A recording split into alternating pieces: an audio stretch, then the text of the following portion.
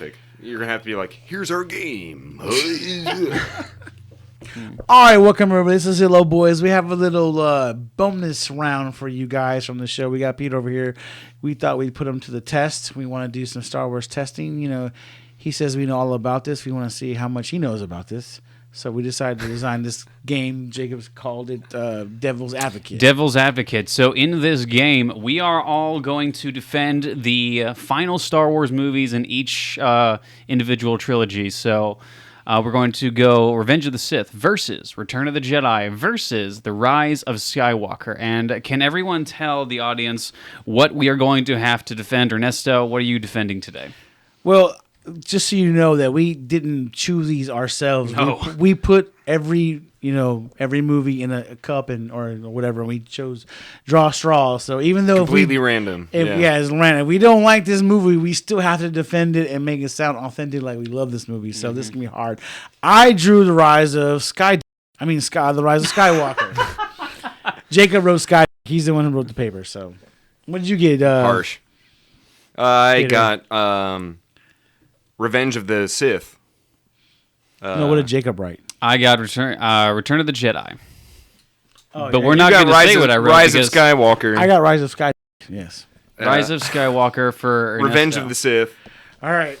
And there's no judge here, so we're just going to be yelling at each other, screaming at each other. There may be violence today. Screaming at the top of our lungs. So, for those of you who are interested or care, comment below. Who do you think won this debate? The point of this game, though, really is to pretend that you actually like this movie. Even if you don't like this movie, you're going to have to try your hardest to defend it to a superior movie. Oh man, I think I can do this. Okay, I'll have to go first. Okay, let's go. Okay, well, I'm defending The Rise of Skywalker, and I'm just going to start off I love this movie. Like in the scroll, they bring the Emperor out in the scroll. They don't use them in the story at all. Like they don't have any mystery surrounding it or any thinking. They just, here you go. And I love that about that movie. It's like, who cares about story? Just give me the Emperor. You know what I'm saying? And I love that about that. And then they made Leia a Jedi, and she's this super duper powerful Jedi that we've never seen, and she's training Rey, and Rey can freaking move stones with her mind, but yet she can't even use a lightsaber to save her life. But I like that about it because it shows growth as her character, with her skills, because I love lightsaber stuff, and if you're gonna progress through a movie and not get better at being with a lightsaber, I'm all about that. That's exactly what I want in my Star Wars movies, So what you're saying is that it's really cool you suddenly have powers overnight. Oh yeah, I mean, and you're level 10, Jedi Master, and then all these other characters that were made to believe they're gonna be awesome, they did nothing. And it was cool because I was at least the special effects were good. And it was a lot of explosions and stormtroopers flying around, just dying for no reason. I thought, and it took no creativity, which it makes it easier for people to understand what's going on, the story doesn't have to be deep and and have and rooted in lore. It can just nuance. It can be superficial and no one really care as long as it looks good and it has X-wings in it. I was all about that. I was you know what? That's what my Star Wars is. I love it just like this. And Lando Calrissian was in it and for no reason, but it was cool because he was in it and he looked really cool. And he was in the Millennium Falcon, which I liked because everyone likes the Millennium Falcon. It can just show up and people will just be like, "Wow, I want to see that." And I'm one of those people, And and they had the most epic freaking Star Wars saber scene between Kylo Ren and Rey, which I thought was just amazing. Because neither one of them can fight. So it was watching just wow, this is really bad. I like that, because it's like you're taking what used to be good and rebooting it and putting your own swerve on it. Really out of left field because not taking anything from the previous movie. Yeah, and just turning it on his head, and then she's always seem to be in the right spot at the right time. doing the right thing, and that just makes it so much easier because your main character doesn't need conflict. Why have conflict? Because that's just it crowds the story and just makes it uninteresting. So her just doing everything right at the right moment was awesome. Oh, and also at the end, like she heard all the Jedi's talk, which was really cool. Like we didn't want to see any of those Jedi's in like ghost form, like Jedi, ghosts. We want to hear them, but which I thought was cool too, because I didn't want to see them. That was just it'd have been way too confusing to see all those Jedi's like come out as Force ghosts. Sure, yeah, no, keep it auditory, yeah, absolutely. Yeah, and then like, I guess Kylo Ren became Ben Solo again, and it was like, I didn't even notice that, but it was still cool because I liked that because Okay. Oh, I'm sorry. My bad. My. That's why I liked Rise of Skywalker. That was awesome. My bad. There we go. Peter, Next. Thumbs up. Thumbs up. So Rise of Skywalker. Explain to me why you think Revenge of the Sith is the best. I'll explain mine, and then we will debate back and forth after Oh, that. boy. It's been a minute since I've seen this movie, so this is going to be a tricky one for me. You know what really connected me to this movie is the sheer mass killings that happened. Anakin Skywalker, full serial killer. I connected with that. Yeah, you connected with the serial killer. I really connected with, little kids that want to be Jedi, hopeful-eyed, coming in to just really like learn the hard stuff, like learn how to just force move something, like they really wanted to be force move their sense of security. Yeah, they really, their ideals and their dreams were just right there for the taking. And Anakin really came through, and he squashed all of those, and that's what really like brought me, to the to the world of of Darth Vader. Oh, okay, right on, yeah. The biggest thing about this movie, the thing that spoke to me about this movie, was just cutting everything apart. And then getting burned by lava. Yeah. So, yeah. Like that is what I loved about Revenge of the Sith, is that Anakin just went bat crazy, and he got cut down for it. Right. He did. He got cut down for it. And then technology went back like 50 years at the end of the movie. Because you got to transition from like really high tech stuff to like simplistic 1970s, technology. Yeah, you really got to like randomly dial it back. Right. Because if this is Star Wars, right? Yeah, if I've learned anything from Star Wars or just movie making in general, you got to backpedal. You just got to backpedal. Like if you're gonna introduce really high tech stuff, you got to really dial it back. On some other stuff. Yeah, right? just so you can tie it in. Yeah, so just make it look as as possible. But really, what brought out the heartstrings for me was serial killing. I mean, just these kids, these young Jedis, full of life and hope and dreams, and wonderment, came to learn, like full of wonder and knowledge. Yes, came to learn and just never went home. Just never went home, and that warms me. Yeah, that they never go home. That warms me. Yeah, I don't like children, and I don't think children should learn Jedi. Do children like you? I don't know what I'm doing, man. I can't defend this movie. I can't defend this movie. Honestly, it's not the worst Star Wars movie, but it's not the best. This is the worst Star Wars movie. This is the worst one. Okay. And I should have swapped you. You think you could do Right? this one? You think you could have done this one? no, you did it way better than that. All right, Jacob, you're up. Time right. you defend yours. I think I got Good try, man. Yeah. That was a. I don't think I can follow the acts that just happened right here. That was some masterpiece of comedy right there. Yeah, just put your spin on. Okay, let's see. Let's see you defend. Here's my. But you got the best one out of the three, man. You got Return of the Jedi. Man. I know. I got the best hand out of this. Y'all got the sucky hands. My hand is better.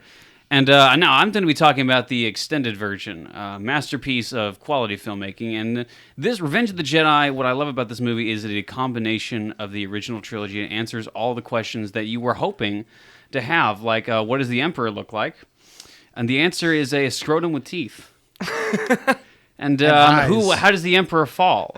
And you would imagine, generally speaking, that it would be all the galaxy coming together as one to take down this powerful and destructive empire. But it messed with our expectations because it wasn't that at all. It was stuffed teddy bears who came out of the wild and captured our heroes and took them on it. And you know what? The main storyline wasn't the interesting part of this. What was most interesting part of this is when the teddy bears took over the story. They grabbed our heroes and took them on a side quest and made it this Powder Puff Girl movie, essentially. Oh, totally. One of the most interesting aspects, and again, I'm talking about the extended version of this movie. He's talking about the original theatrical version of this movie. You're a garbage human being, and you don't deserve human decency. So the very beginning of this movie in Jabba's palace, this is something I wanted to see for a very long time, was what is Star Wars version of an 80s song. And what we got was a giant, furry, cockroach-looking dude coming out and screaming at the top of the lungs. That's actually at the camera. He screamed at the camera. And though people say that scarred him for life, it did. And I'm not arguing that part. And yeah, and a lot of people said the ending. Let's talk about the very ending of this movie when Scrotum Master was shocking Luke Skywalker. A lot of people said like Vader's turn, Vader's redemption from the serial killer that we all know and love to this good guy that no one cares about. Vader's return to Anakin Skywalker. Now, a lot of people were saying that the original cut was better because he said nothing. Because all you got to see was the reaction of his face and the emotional reaction of just a guy in a mask looking back between his tortured son and the ballsack-looking guy who was shocking him to death. Now, the reason the new cut is better is because we got to see something. We got to see the continuity of Revenge of the Sith.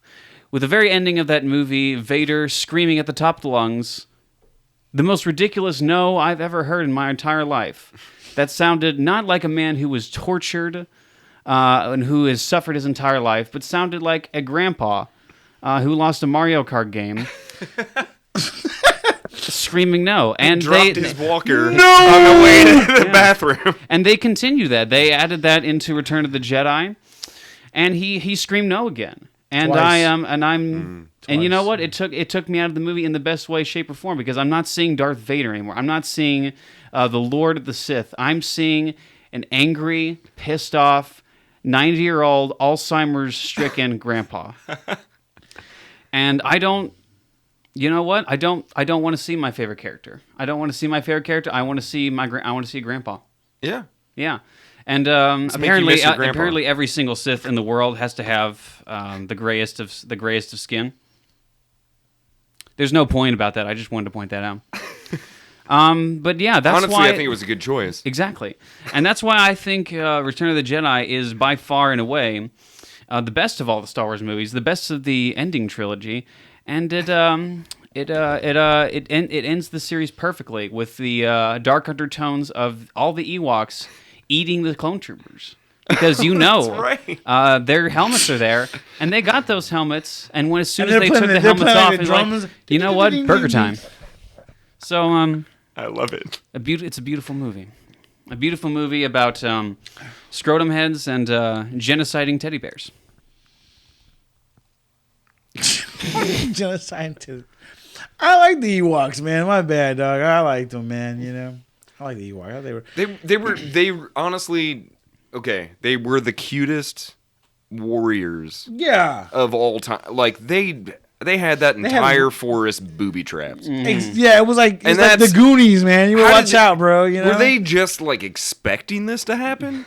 So, like, where did they get all these booby traps? I'm just like, How do they set them up? They set them up so fast, like those big logs. Like how do they? That's why I'm like, they were expecting this to happen. Yeah, The exact and so, size like, of the AT-AT walkers. and they're really small. So how did they build those logs? Yeah, to come in and smash. You know, Yeah, like, man, because they should. that had to have taken them like a year. Yeah. So we should talk. And they're going to show up in this exact spot where we happen to set up These logs. that took us a year at least. Like, oh, this is like you got an Ewok back there, like in the back, just like, oh my god, it's gonna happen, it's gonna happen, it's gonna hit the button now, now. Cut the rope. Now hit the button. Yeah. Cut the rope. Yeah. Oh, I mean, yeah. Right? Yeah. Because they were not big. They were like... Yeah.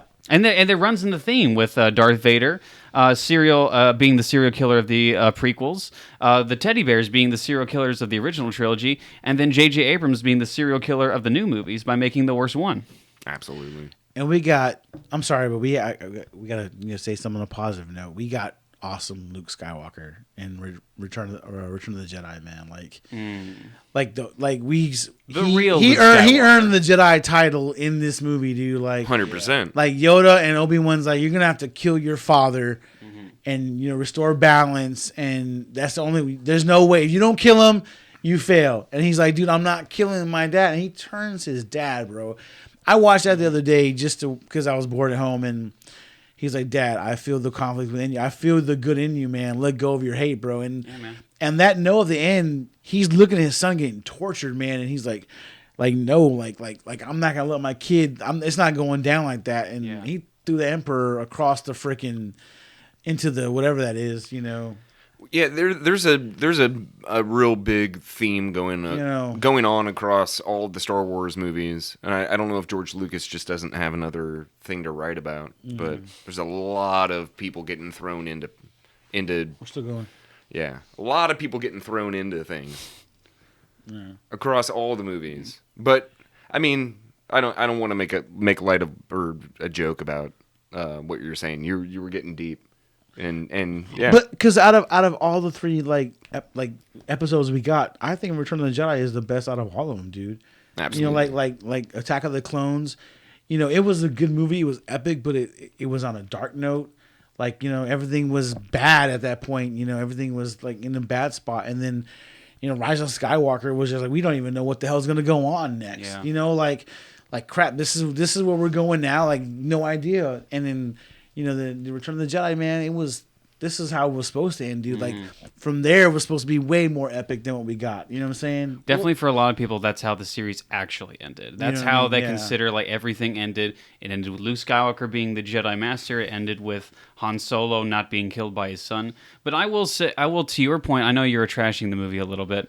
But there is one very beautiful scene, and it goes to what you were kind of saying earlier about the thing. There's a theme of redemption going on in Star Wars with Darth Vader and the original trilogy, and Ben Solo in this one. The scene with Han Solo and Ben truly is a wonderful scene. It made me cry. I was gonna bring that up, but it would have messed up the whole thing I was going for, like my my whole skit. But dude, yeah, that part made me cry, man. That was one of the best parts of the whole movie, dude. And it just missed. It should have had way more heart than that. That's all I'm thinking. Like in Return of the Jedi, when he's like, leave me, son. He's like, nah, man, I'm gonna save you. And he's like, you already have, man. That part made me cry, man. Because from a father's, being a father perspective, and just I don't know, just dad in general. Like everyone wanted him to kill his dad, but he saved his father. Yeah. I guess that's why people were so upset about, Luke Skywalker in the next trilogy, because they made him a coward, man. They made him a weakling, dude, and the last time we saw him, he was like, he ascended, bro. You know what I'm saying? There was hope. And then when we get him, there's no hope. I guess that was it, A lot of people brought up the fact that Luke Skywalker saw his father, who had for years had been the terror of the galaxy and who committed the worst crimes. I mean, like you said, in a hilarious aspect, he's a serial killer. He is essentially the worst person next to the Emperor in the galaxy. And Luke Skywalker not only saw the good in him, but refused to kill him. And he tapped into the dark side a little bit in their fight. But he, being the hopeful Jedi that he was, would not kill his father. And he continued to hold on to the fact that despite the fact that you are an evil piece of garbage, there is still some good in you. I feel the conflict, and that Anakin Skywalker is going... And like he threw his weapon down. He knew the Emperor is going to kill him. There is death in your future. But he's still going to stand up for his father. And that's why a lot of people just didn't accept that Luke Skywalker. Because that is not the real Luke Skywalker. And we are getting off topic. Sorry, and there were space bears. And teddy bears. Yeah, space bears. Space bears. With booby traps. They were awesome. I mean, I know it's a movie, but like I always get hung up on like the reality of like the actual reality of like movie like tropes. Right. Where it's just like, yeah. These guys were anticipating this war. They were anticipating this all along. They were, I mean, clearly they were like master builders because when we saw like where they lived, oh my God, like incredible, incredible. So like they're tiny hands and like they are skilled craftsmen. Yeah, skilled. Oh, for sure. But they knew that was coming, and their battle plan was awesome. But then again, like you would have. Because it's Endor, right? Yeah, so Endor. and there is entrance. I mean, like the Empire had already been there. Mm-hmm. So maybe they were just like in secret. Like someday they're like, okay, someday we're gonna take this Empire down, and we're gonna be trapped. Yeah, and it's gonna be perfectly timed, and we're gonna make sure that they get destroyed at these certain moments. But like, yeah. I'm just mostly impressed by like the craftsmanship that these beautiful teddy bears had. Like they even had like flying machines. Remember they were throwing rocks on like big like robots and it made a difference. Yeah, like that's a thing of beauty. They were very industrious. That movie was hanging in the balance until they came in and balanced it out. Like they were the ones. I mean, that's Bro, you're making my cheeks hurt, bro. It's incredible. I never thought about that, man. Because it's incredible. Like how they set those traps up so quick, like with all those logs. But they must have been like one day they're gonna come down this path, and they're gonna walk, and we're gonna pull this lever, and all these logs are gonna come out just like we predicted, and it happened. Like, oh man, it was good. I feel like there was like a doomsday prep guy there named Larry. Yeah. And then finally, when everything happened, Larry the Ewok. Larry was promoted to king. Larry was right. Yeah, he's like, I told y'all. I told y'all. Good job, Larry. He's like, yeah, we can set this booby trap for like, so many thousand, whatever, so credit, whatever. We got you covered here, Larry. Yeah. And he talks like that. He has a New York accent. There's got to be the New York, Ewok, bro. The one New York Ewok. And because some of them were speaking Spanish, they were saying Spanish words, so there's definitely some Latino Ewoks in there, Oh man. Yeah. And they were just. I think one of them said "loco" or something. Something like that. But yeah, they were like, yeah. I don't actually have to follow up on that. And Luke kills a Rancor. He kills a Rancor, man. It's crazy. I don't even know if that's. I always felt sorry for the guy that was his crying. pet, and he walked in like the chubby guy with the man boobs.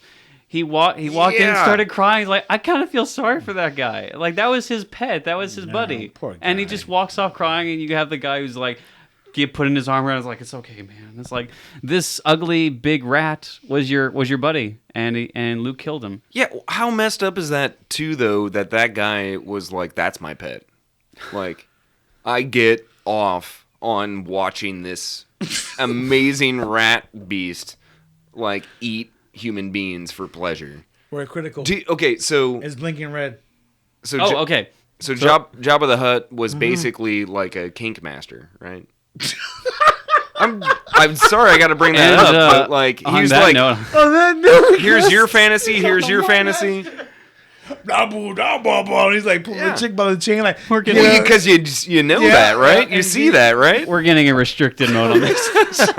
All right, we're running out of power. All right, we're running out of power on the camera, so we're gonna have to end this So episode. who won that on debate? kink. Who won the debate? Who won it? Honestly, I don't think. You know what? Larry won. He knew the Empire was coming, and you know what? Hats off to Larry. Cheers. It's all Star Wars. It's Cheers all to Star Wars. Love, Cheers to Larry. Larry, rest in peace. Ladies and gentlemen, that is going to be the end of our first podcast of The Devil's Advocate. Thank you again, Peter, for staying here. You're welcome. And arguing this garbage with us. You're welcome. Thank you, Ernesto, for encouraging this garbage event. This was so fun. Yeah, it was, man. It was pretty cool. We need to do this again. Spotify, download it. YouTube, subscribe it. Notifications, hit it. Apple Podcasts, flick it. Ernesto. I like Let's that. get That out of was here. awesome. Yeah. All right, man. Roll the credits, man. It's a good show.